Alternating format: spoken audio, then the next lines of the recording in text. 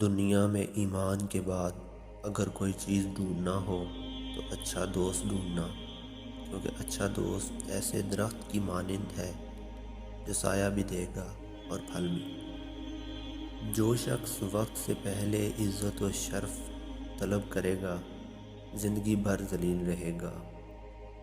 جو شخص حرام مال کھاتا ہے اس کے تمام اعضاء گناہ میں پڑ جاتے ہیں، خواہ وہ چاہے یا نہ چاہے۔ انسان کی تمام پریشانیوں کی وجہ مقدر سے زیادہ چاہنا، وقت سے پہلے چاہنا اور قناعت پسندی کی کمی ہے۔ لکھنے والے نے فنا ہو جانا ہے لیکن لکھی ہوئی چیز ہمیشہ باقی رہے گی۔ تو اپنے ہاتھ سے ایسی چیز لکھ جا جس کو قیامت کے دن تو دیکھ کر خوش ہو جائے۔ ادب کا دروازہ اتنا چھوٹا اور تنگ ہوتا ہے کہ اس میں داخل ہونے سے پہلے سر کو جھکانا پڑتا ہے۔ حرام چیزوں اور حرام کاموں سے ہمیشہ بچتے رہو، تمہاری دعائیں قبول ہونا شروع ہو جائیں گی۔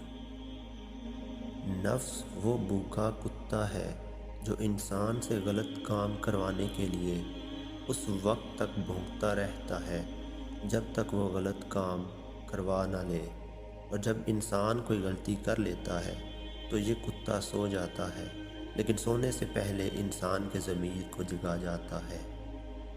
اگر تم اس قدر نماز پڑھو کہ تمہاری کمر ٹیڑھی ہو جائے اور اس قدر روزے رکھو کہ تمہارا بدن بہت زیادہ دبلا ہو جائے، مگر ہرگز فائدہ نہ ہوگا جب تک حرام سے پرہیز نہ کرو گے۔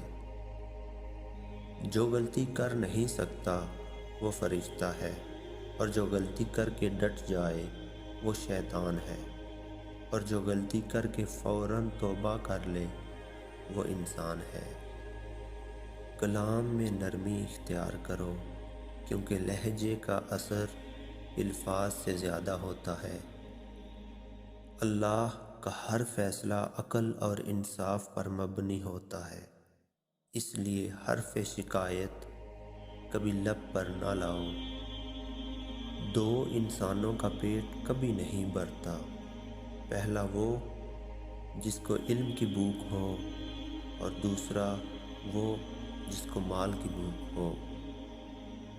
برے سلوک کا بہترین جواب اچھا سلوک ہے، اور جہالت کا بہترین جواب خاموشی ہے۔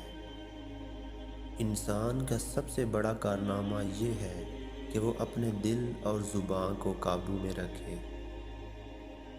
دولت دنیا کی ہو یا ایمان کی، جتنی زیادہ بڑھ جائے اتنی نیند کم ہو جاتی ہے۔